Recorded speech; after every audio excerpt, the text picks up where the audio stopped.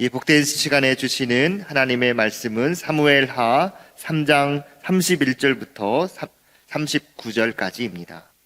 사무엘하 3장 31절부터 39절까지 구약성경 468면에 있습니다.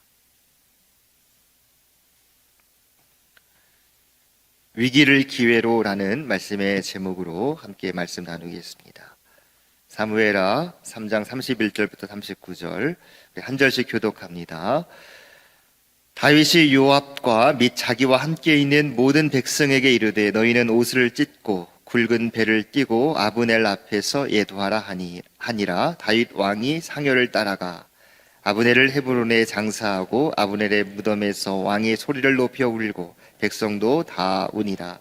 왕이 아브넬을 위하여 애가를 지어 이르되 아브넬의 죽음이 어찌하여 미련한 자의 죽음 같은고 내 손이 결박되지 아니하였고 내 발이 착고에 채이지 아니하였거늘 불의한 자식의 앞에 엎드러진 같이 내가 엎드러졌도다 하매 온 백성이 다시 그를 슬퍼하여 우니라. 석양의 뭇백성이 나와 다윗에게 음식을 권하니 다윗이 맹세하여 이르되 만일 내가 해 지기 전에 떡이나 다른 모든 것을 맛보면 하나님이 내게 벌 위에 벌을 내리심이 마땅하니라 하매 온 백성이 보고 기뻐하며 왕이 무슨 일을 하든지 무리가 다 기뻐하므로 이날에야 온 백성과 온 이스라엘이 내레 아들 아브넬을 죽인 것이 왕이 한 것이 아닌 줄을 아니라. 왕이 그의 신복에게 이르되 오늘 이스라엘의 지도자요 큰 인물이 죽은 것을 알지 못하느냐. 함께합니다. 내가 기름 부음을 받은 왕이 되었으나 오늘 약하여서 수르야의 아들인 이 사람들을 제어하기가 너무 어려우니 여호와는 악행한 자에게 그 악한 대로 갚으실지로다 하니라. 아멘. 내가 하지도 않은 일에 오해를 받거나 또는 일이 꼬여서 삶의 위기를 만나게 되는 일, 우리는 살면서 그러한 일을 만나는 경우가 있습니다. 오늘 본문에서도 다윗의 신복이자 군대 장관이었던 요압이 아브넬을 살해함으로 인하여서 이스라엘 백성들로부터 오해를 받고 또 위기를 맞이한 그 다윗의 모습을 우리는 오늘 본문을 통해서 볼 수 있습니다. 어제 말씀에 이어지는 내용으로 우리가 볼 수 있는데요. 어제 어떠한 일이 일어났습니까? 아브넬을 향한 요압의 분노는 개인의 사사로운 감정을 넘어서서 끝내는 다윗의 명령을 무시한 채 아브넬을 살해하기까지 이르렀습니다. 오늘 본문에서는 이 아브넬이 죽었다는 소식을 듣게 된 다윗의 반응에 대해서 기록해주고 있습니다. 31절과 32절을 보십시오. 아브넬이 죽었다는 소식을 들은 다윗은 가장 먼저 자신의 옷을 찢고 굵은 배를 띠고 애도하기 시작했습니다. 다윗은 아브넬을 위한 이 애도의 기간을 선포하면서 자신뿐만이 아니라 모든 백성들이 이 큰 슬픔에 함께 참여하라 명령합니다. 다윗은 왕의 신분이지만 아브넬의 상여의 뒤를 따라가면서 그의 죽음에 대해서 애통해했고 그의 무덤 앞에서 소리 높여 울었습니다.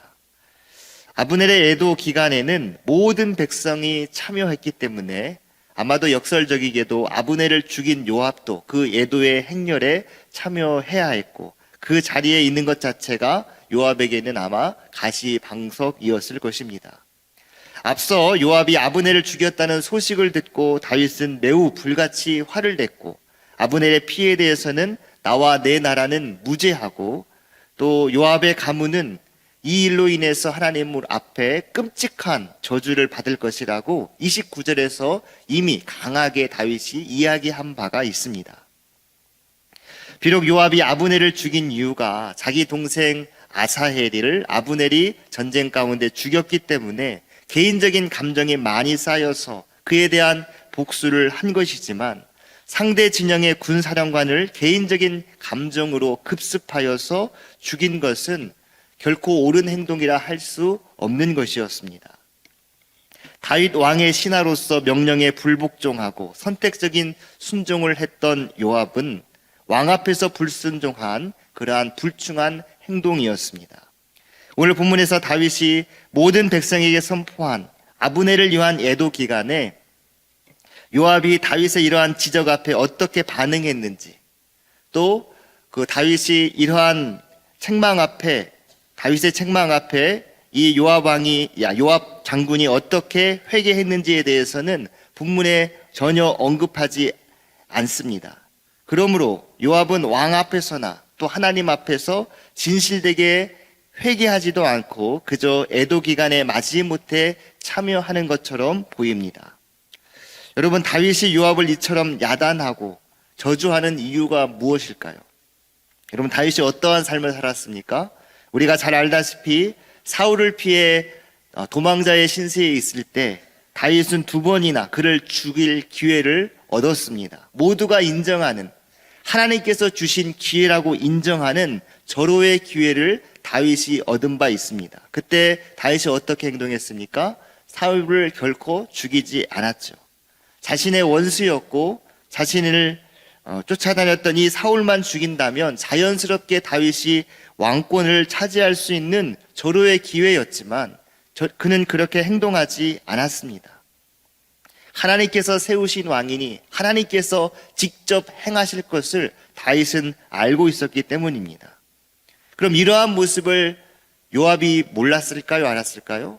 가장 잘 알았을 것입니다. 항상 다윗 옆에서 다윗을 지키고 있었던 요압은 다윗의 행동의 모든 모습을 지켜봤던 사람입니다. 하지만 요압은 자신의 분노를 참지 못하고 왕의 명령을 어기고 사사로운 감정과 욕심에 이끌려서 살인을 행한 것, 다윗은 이 사실을 책망하고 있는 것입니다. 다윗은 애도를 멈추지 않고 아브넬을 위한 예가를 지어 부르기 시작합니다. 33절과 34절입니다. 여러분, 아브넬이 누구입니까? 사울의 군사령관입니다. 많은 권력을 가졌던 사람입니다. 그러나 그의 마지막 죽음이 어떠했습니까? 아브넬은 군사령관답게 죽음을 맞이하지 못했습니다. 매우 연약한 모습으로 죽음을 맞이했습니다. 그렇게 죽어서는 안 되는 그 장군이 그렇게 죽음을 맞이한 모습을 보면서 다윗은 매우 슬퍼하며 애가를 지어 함께 노래합니다. 다윗의 슬피우는 이 애도의 시간이 길어지면서 지속적으로 슬피우는 이 다윗이 걱정되었던 다윗의 신복들은 식사도 하지 않고 애도하고 있는 다윗에게 식사하기를 권합니다. 35절 말씀을 보시면 석양에 뭇 백성이 나와 다윗에게 음식을 권하니 다윗이 맹세하여 이르되 만일 내가 해 지기 전에 떡이나 다른 모든 것을 맛보면 하나님이 내게 벌 위에 벌을 내리심이 마땅하니라. 애도 기간이 길어지며 해가 저물고 있었고 왕의 신상을 걱정하는 신하들은 다윗에게 음식 먹을 것을 권했습니다. 그러나 다윗은 음식을 먹으라는 이 신하들의 권유를 거절하고 해 질 때까지는 아무것도 먹지 않겠다고 말합니다. 더 나아가서 여기서 자신이 무엇을 먹게 된다면 하나님께서 직접 내게 벌을 내리실 것이다. 그렇게 단칼에 신하들의 권유를 거절합니다. 이것은 단지 백성들에게 보여주기 위한 행사와 같은 애도의 시간이 아니라 다윗의 진심 어린 마음을 담은 애도였다는 것을 보여주는 행위였습니다. 아브넬의 죽음은 여러분 다윗에 대한 오해를 일으키기에 충분한 죽음이었습니다. 백성들이 생각할 때 아브넬의 죽음과 다윗이 연관이 아주 깊다라고 생각할 수밖에 없는 사건이었습니다. 아브넬이 다윗을 만나서 언약을 맺고 돌아간 길에 요압이 아브넬을 따로 불러서 죽게 한 것입니다. 백성들은 생각하기에 다윗의 명령에 의해서 은밀하게 요압이 그를 불러냈고 요압 장군에 의해서 아브넬이 죽었기 때문에 다윗과 아주 큰 연관이 있을 것이라는 오해와 생각들이 분명히 있었을 것입니다. 그러나 다윗은 아브넬의 죽음 이후 계속해서 그 상여 뒤를 따라가며 누구보다 슬피 울었고 식사를 마다하며 애곡하는 그 자리를 지켰습니다. 이러한 모습을 통해서 모든 백성들은 다윗이 이 살인과는 아무런 관련이 없을 것이라는 생각으로 그 마음을 돌이키게 됩니다. 만약 다윗이 화친을 청한 자를 유인해서 비열하게 죽여버렸다면 아브넬을 중심으로 한 나머지 11지파 이스라엘 백성들의 지지를 받기는 너무나도 어려운 일이었을 것입니다. 그러나 다윗은 이 일에 대해서 자신은 전혀 관여하지 않았음을 진심 어린 이 애도의 시간들을 통하여서 보여주었고, 모든 백성들이 그 사실을 인정하게 되었다는 것입니다. 그 결과 어떻게 되었습니까? 36절을 보니까 온 백성이 보고 기뻐하며 왕이 무슨 일을 하든지 무리가 다 기뻐하였다. 말씀을 정리해 봅니다. 아브넬의 갑작스러운 죽음은 다윗에게 큰 위기로 작용할 수 있는 치명적인 사건임에 틀림없습니다. 그러나 다윗은 이 위기의 시간들을 기회로 바꾸게 됩니다. 위기의 상황 속에서 자신의 솔직한 슬픔을 표현하고 또 적절한 말과 적절한 행동을 취함으로 인해서 모든 이스라엘 백성들의 의혹을 단번에 털어버리게 된 것입니다. 오히려 사람들이 이 일을 계기로 다윗의 이러한 감정에 동화되어서 그의 따뜻한 마음을 느낄 수 있는 기회가 된 것입니다. 이것으로 인해서 다윗은 한 족속, 한 지파의 지도자에서 이제는 온 이스라엘의 왕으로 세워질 수 있는 기회를 얻게 되었습니다. 큰 위기의 상황에 대한 다윗의 반응은 그가 오랫동안 기다려온 왕이 될 수 있는 문을 열어주는 기회가 된 것입니다. 우리에게 있어서도 인생의 위기는 늘 닥쳐오게 됩니다. 그런데 그 위기에 대처하는 우리의 반응에 따라서 그 위기가 때로는 기회로 바꾸어지는 그러한 은혜가 있기도 합니다.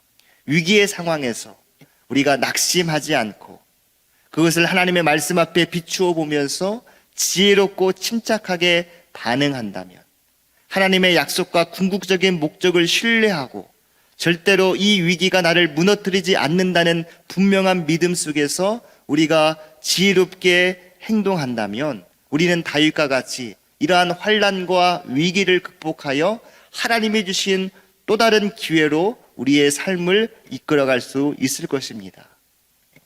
생명이 아주 위험한 순간도 있었고 또 자신의 신복들에게 죽임을 당할 뻔한 적도 있었던 다윗의 인생. 하지만 하나님께서는 다윗의 인생 가운데 그때마다 개입하시고 그의 마음을 인도하여 주셔서 결국 다윗을 이스라엘 온 백성의 왕으로 삼으시겠다는 하나님의 약속을 성취하여 주셨습니다.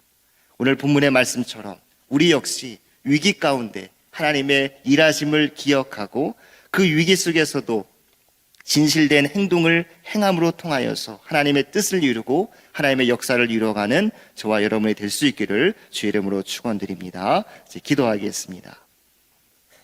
사랑의 주님, 우리가 믿음을 가진 사람들로서 실제 우리의 삶 속에서 올바르게 선택하고 올바른 삶을 살아가고 있는지 우리 자신을 돌아볼 수 있기를 간절히 원합니다.